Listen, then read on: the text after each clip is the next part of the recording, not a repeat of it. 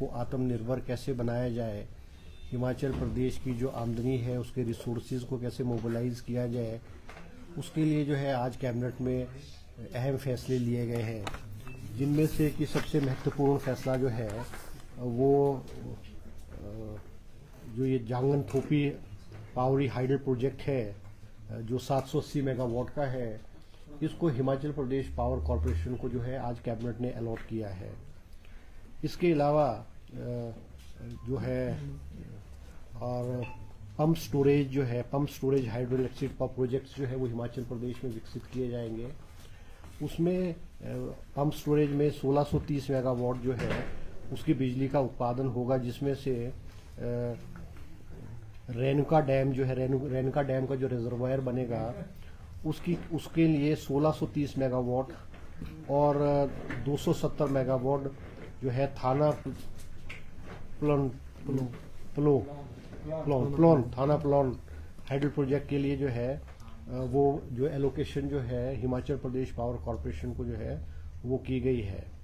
इसके अलावा जो है एक कैबिनेट की सब कमेटी बनी है, क्योंकि जो रोगी कल्याण समिति थी हॉस्पिटल्स में, जो हॉस्पिटल्स की फंक्शनिंग को देखती थी और हॉस्पिटल्स को आत्मनिर्भर भी बनाते थे, मगर जाते जाते पूर्व की भारतीय जनता पार्टी की सरकार ने जो है रोगी कल्याण समिति को ख़त्म किया और इनके जो चार्जेस और जो और चीज़ें थी उसको ख़त्म किया।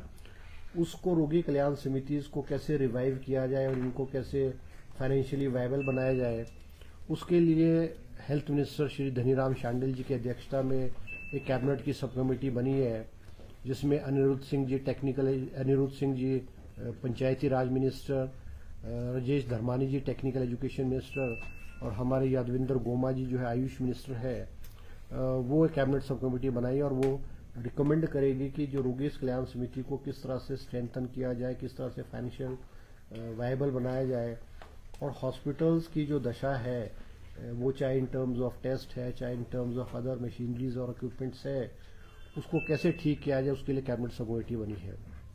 इसके अलावा कैबिनेट ने जो है, क्योंकि कैबिनेट सब कमेटी ने जो हमें हिमाचल प्रदेश राज्य चयन आयोग के जो पोस्ट कोड 3903 और 93939 इनको कैबिनेट सब कमेटी ने क्लियर किया था, आज कैबिनेट में एजेंडे में लगा और कैबिनेट ने भी जो है ये इनके क्लियर कर दिए हैं कि इनके रिजल्ट जो डिक्लेयर किए जाएंगे। इसके अलावा जो है हमारे जो SCERT सोलन में है और हमारे डाइट्स के जो है 12 डाइट्स डिस्ट्रिक्ट्स में है, उनकी जो है ट्रेनिंग के लिए और उनको जो है एकेडमिक रिसर्च और क्वालिटी इंप्रूव एजुकेशन की क्वालिटी इंप्रूव करने के लिए जो है डिसाइड उसने किया है कि भाई उसमें प्रोफेशनलिज्म और उसमें कुछ चेंजेस जो है वो किए गए हैं। इसके अलावा जैसे मुख्यमंत्री जी ने हिमाचल प्रदेश के जो नौजवान हैं उनकी शिक्षा में आगे कैसे बढ़े, एक स्कीम की है डॉक्टर यशवंत परमार रोजगार योजना, ऋण योजना, जिसमें 1% लोन पे जो है आपको एजुकेशन करने के लिए लोन मिलता है।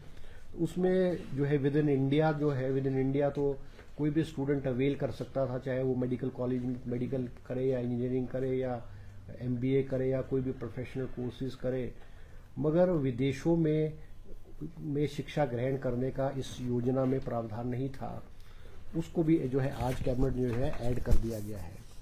इसके अलावा कैबिनेट ने जो है एक स्वीकृति प्रदान की है 50 bedded critical care block at Dehra Kangra जिले में और सिविल हॉस्पिटल पौंटा साहब में जो है, इसमें जो है जिसमें मॉडर्नाइज फैसिलिटीज डेवलप की जाएंगी। It will be equipped with modern facilities, testing facilities और इक्विपमेंट्स किए जाएंगे।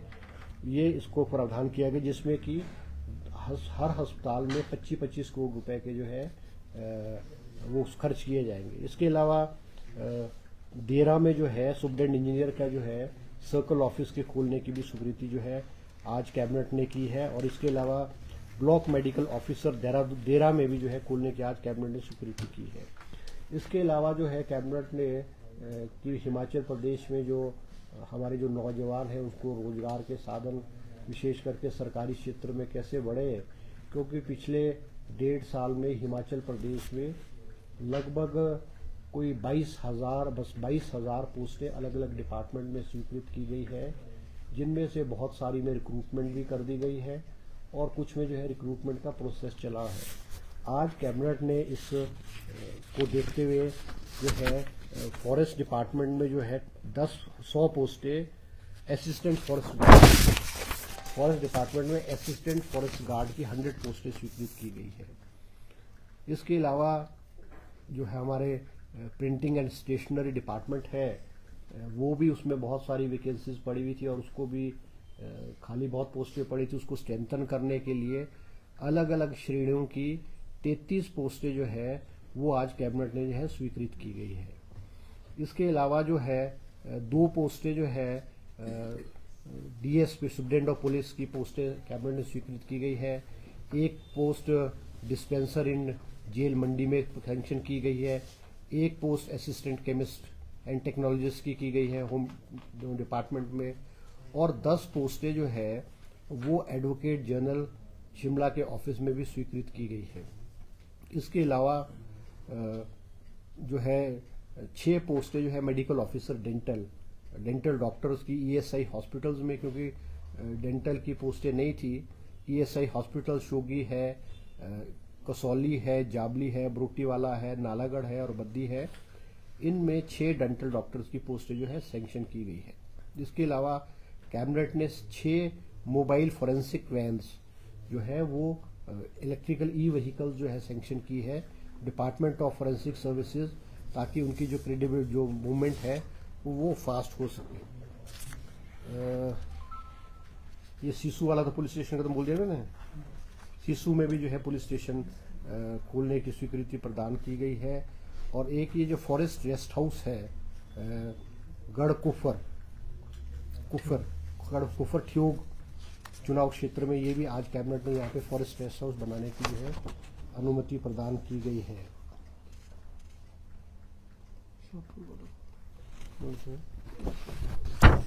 अभी शाहपुर में भी जो है एक हमारा इंस्टीट्यूट है धनवंतरी हिमाचल एजुकेशन सोसाइटी शाहपुर में, यहाँ भी जो है वो कैबिनेट ने आज जो है बीबीए और बीसीए की पोस्टें जो है सैंक्शन करने की आज स्वीकृति प्रदान की गई है। इसके अलावा जो है एक amendment town and country planning में भी किया गया है, जिसमें जो कुछ इंडस्ट्रियल एरियाज है, इंडस्ट्रियल प्लॉट्स हैं, उनको जो है ज़्यादा एरिया, जो वर्किंग एरिया ज़्यादा मिले, उसके तहत भी जो है आज कैबिनेट ने जो है स्वीकृति प्रदान की है। क्योंकि तो इस स्कीम में जो गवर्नमेंट ऑफ इंडिया से हमको जो है लगभग 400 करोड़ रुपए की स्वीकृति जो है आएगी। तो ये कुछ जो है आज कैबिनेट में जो है फैसले किए गए।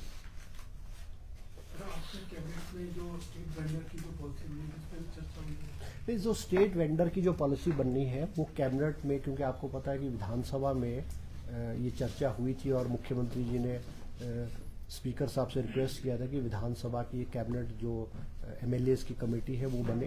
तो मुझे आज मुख्यमंत्री जी ने अवगत कराया है कि जो विधानसभा के सचिव सेक्रेटरी है स्पीकर साहब है, उन्होंने मुख्यमंत्री जी से डिस्कशन किया है। उसमें कुछ मिनिस्टर्स को लिया जा रहा है, कुछ कांग्रेस के एमएलए, कुछ बीजेपी के एमएलए को लगते हैं। तो मुझे लगता आज या कल जो है स्ट्रीट वेंडर्स की जो पॉलिसी के लिए विधानसभा की कमेटी बनेगी उसकी नोटिफिकेशन 1-2 दिन में हो जाएगी। और सर मंत्रिमंडलीय उप समिति का गठन रोजगार सृजन के लिए किया गया था, क्या उसकी सिफारिशें ही अभी तक क्लियर नहीं हो पा रहा है, क्योंकि धरना प्रदर्शन युवा भी कर रहे थे। ये देखो, जो कैबिनेट सब कमेटी की मीटिंग कमिटीज है वो समय समय पर अपनी इंटर्म रिपोर्ट्स है, फाइनल रिपोर्ट्स है, वो समय समय पर विधानसभा को देते हैं। क्योंकि जो रोजगार के साधन के लिए तो हर कैबिनेट मीटिंग में जो है वो पोस्टें क्रिएट की जाती है। और आज कैबिनेट ने वो भी चर्चा की है कि जो कंपैशनेट ग्राउंड्स वाले केसेस है उसकी रिपोर्ट नेक्स्ट कैबिनेट मीटिंग में आ जाएगी। अभी मेरी अध्यक्षता में कैबिनेट सब कमेटी की मीटिंग हुई, गोमा जी उसमें मेंबर थे। अभी हमारे जो है होम स्टेज के लिए भी कैबिनेट सब कमेटी फॉर्म की थी, तो कैबिनेट सब कमेटी ने भी जो है अपनी रिपोर्ट, फाइनल रिपोर्ट जो है वो कुछ दिन कैबिनेट में जो है वो उसकी जो मॉडलिटीज़ है उसमें क्या चेंजेस होंगे तो वो कैबिनेट में डिस्कशन के लिए आएगा। तो कैबिनेट सब कमेटी समय समय पर, क्योंकि बहुत सारे इश्यूज़ में कैबिनेट सब कमेटीज बनी हुई है, वो समय समय पर अपनी रिकमेंडेशन जो है कैबिनेट को देती है और उस पर विस्तृत रूप से चर्चा होकर के उसमें फैसले होते रहते हैं। ये 3 बड़े पावर प्रोजेक्ट हैं जंगी थोकन बड़े लंबे समय से जो है ये लंबित है। अब तो इसकी लागत भी बहुत बढ़ गई है। क्यों ये फैसला कैबिनेट ने लिया कि आप राज्य सरकार का PSU ही इसको बनाएगा? देखो, जो ये कुछ तो ऐसे प्रोजेक्ट्स हैं इनमें से जो बहुत लंबे अरसे से लिटिगेशन में और कोर्ट्स में चले हुए थे। और एक और बात मैं आपको कहना चाहूँगा कि पूर्व की भारतीय जनता पार्टी सरकार ने जो पावर पॉलिसीज बनाई है वो थ्रो अवे प्राइसेस पे उन्होंने पावर प्रोजेक्ट्स को प्राइवेट कंपनीज को दिया है। अब आप मुझे बताओ कि आप पावर प्रोजेक्ट, कोई भी एक पावर प्रोजेक्ट को आप 12 साल के लिए आप फ्री दे रहे हो और आप 12 साल तक आप कुछ भी नहीं लोगे। 12 साल बाद फिर आप जो है 18वें साल में आप 12% लोगे, फिर उसके बाद आप 30th ईयर में आप 18% लोगे। तो सरकार ने ये, क्योंकि ये जो पावर पॉलिसी बनाई थी it was not in the interest of the state. सरकार ने पुरानी पावर पॉलिसी को, मुख्यमंत्री जी ने उसको रद्द करके नए सिरे से उन्होंने किया है। और बहुत सारे पावर प्रोजेक्ट्स में, जिसमें ये ऐसे सतलुज जल विद्युत निगम वालों से भी चर्चा चल रही है, उनके भी पावर प्रोजेक्ट्स है, इम्प्लीमेंटेशन एग्रीमेंट किए नहीं है और पावर प्रोजेक्ट शुरू कर दिए गए। तो बहुत सारे इश्यूज ऐसे हैं जिसको नहीं, बिल्कुल क्यों नहीं है। हिमाचल प्रदेश पावर कॉर्पोरेशन सक्षम है, उन्होंने बहुत सारे प्रोजेक्ट इम्प्लीमेंट भी किए हैं और उनको अलॉट किया गया है, क्योंकि हिमाचल प्रदेश के जो इंटरेस्ट है वो हिमाचल प्रदेश पावर कॉर्पोरेशन पूरे प्रोटेक्ट करेगा। आप अगर प्रोजेक्ट बेचने को तो आप प्राइवेट प्रोजेक्ट्स को, प्राइवेट पावर प्रोजेक्ट वालों को दे दोगे, मगर in the interest of the state Himachal Pradesh power corporation को ये प्रोजेक्ट दिए गए हैं। और इनकी कोशिश रहेगी सरकार की और मुख्यमंत्री की कि इनकी इम्प्लीमेंटेशन और इनकी जो DPRs बने और इम्प्लीमेंटेशन हो वो जल्दी से जल्दी हो। इंडस्ट्रीज को जो इलेक्ट्रिसिटी ड्यूटी है उसको लेकर कोई चर्चा हुई? नहीं, आज जो है, देखो आज जो है कैबिनेट के बाद जो है CII के लोग और इंडस्ट्री के लोग मुख्यमंत्री जी से मिले हैं।